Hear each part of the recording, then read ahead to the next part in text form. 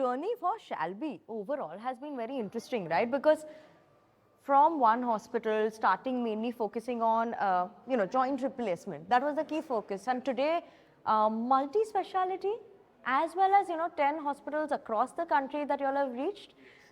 What's the journey been like there as well? Because the growth clearly is seen in terms of, the amount of areas that you all are covering, as well as in terms of expansion. No, absolutely, Vinny. So, the seeds were sown back in 92 when, we started working on the first hospital. Dr. Shah, started the first project in 94. It was operationalized in 94. And single specialty, 6-bedded unit with about 6 people. And, him being the only doctor and, all the other support staff. Expanded, in the first stage with a corporate hospital in 2007 in the center of the city in Ahmedabad. And of course, with that kind of a facility, the thought process was with the increasing insurance penetration, with, the upper middle class and above, seeking good care in, larger institutes. We thought that, probably introducing other specialities would make a lot of sense. So, but I think that healthcare infrastructure is something that has become very important, right? Given our population has been increasing. And, there are basics still in the smaller towns and cities. We do not have the facilities or the availability.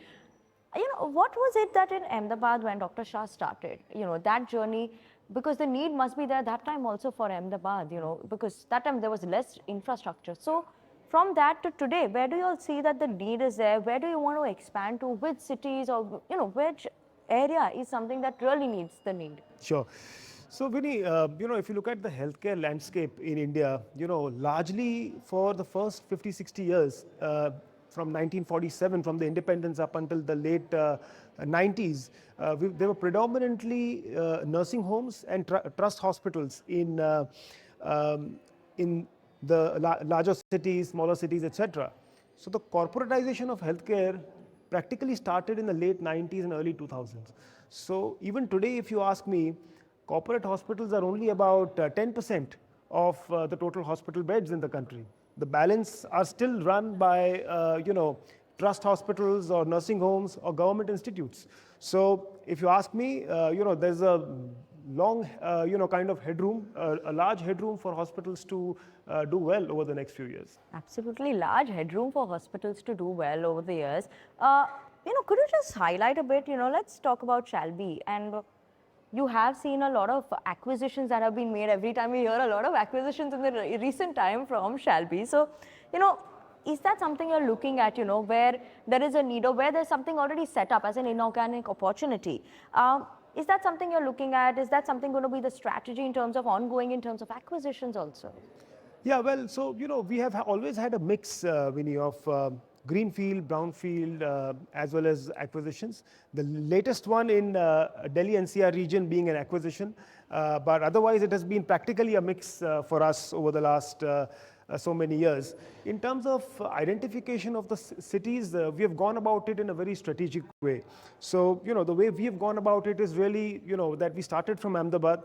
We were getting patients, coming in from the western part of the India and, the central part of India.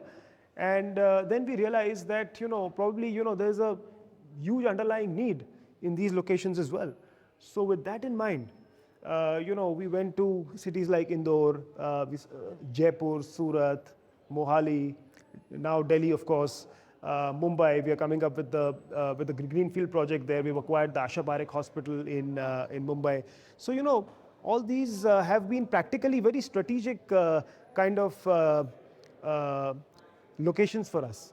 A new trend or, what has increased and the importance of India and that is also increasing is medical tourism.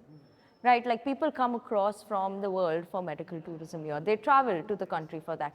So that does show an indication of where we are going in this sector. But how have you seen that? And how is, that something that is supporting your company or Shalby? Are you seeing a lot of that?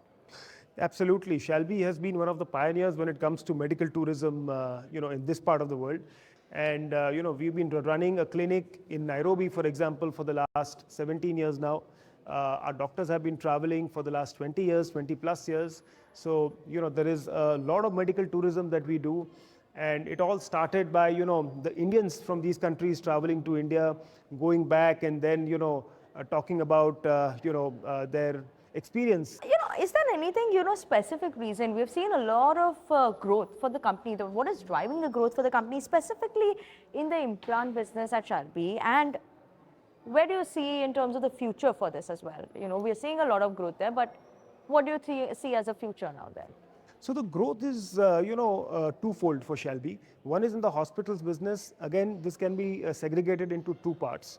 One is, the existing hospitals where we have the potential to practically double the revenue in the existing setup. Then we have some of these acquisitions like the Delhi NCR acquisition. Again, it has the potential to do almost 5 to 6 times of what it had done last year. So that is the upside for, the hospitals business.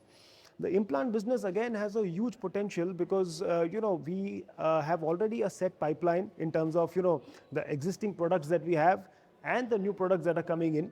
And we acquired this company about 2.5 years ago. And at this point of time, we are focusing on the US, India, Indonesia, and Japan as the 4 big markets for us. So we expect these countries to do well because, see, the implant story has grown significantly in India. Just a bit more specific now about Shalby. I want to talk about, in terms of the targets that you're setting, especially to improve the efficiencies in the medium term. What is it that, you're setting out for yourself as a company that you could see that improving? Look, I think the single biggest thing is for us, which has been the most important over the last 30 years, has been the clinical outcome. Right? So we continue to monitor the clinical outcomes and ensure that the kind of results that we are able to generate are really world class in nature.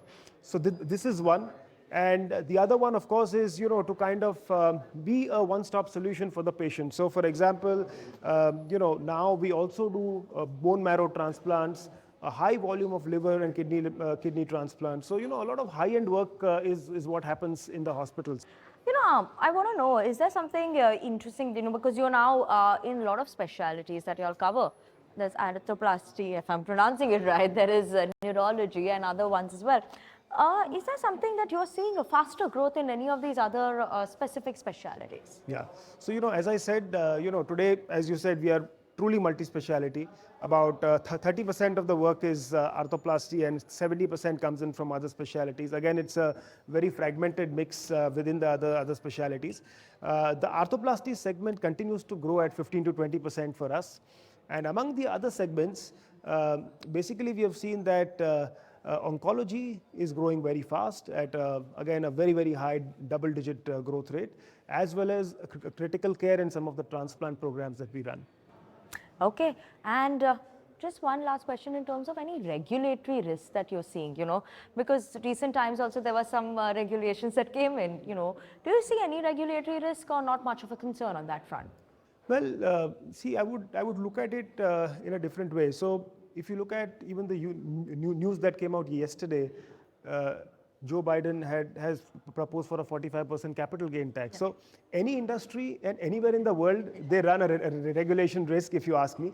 But very honestly, we are, in the kind of regime right now where really, they are very optimistic about the healthcare sector in terms of medical tourism. What you mentioned, they're doing so many programs to kind of bring medical tourism into the country. So I'm sure that, they will take a balanced view on any of the subject. And regardless, if you look at, the healthcare status in India, we are one of the cheapest in terms of, affordability, as far as affordability is concerned. So we are 1/3 the price of Thailand. Yeah. We are 1/10 the price of Singapore. We are 1/20th the price of US. So we are already in a very good place, and that is what is driving medical tourism into the country today. Absolutely. Along with the good results that we are able to generate. Thank you so much, Shanay, for inviting us here at Shalby Hospitals. It's a pleasure having you on the show. Thank you. Likewise. So much. Thank you so much for having me.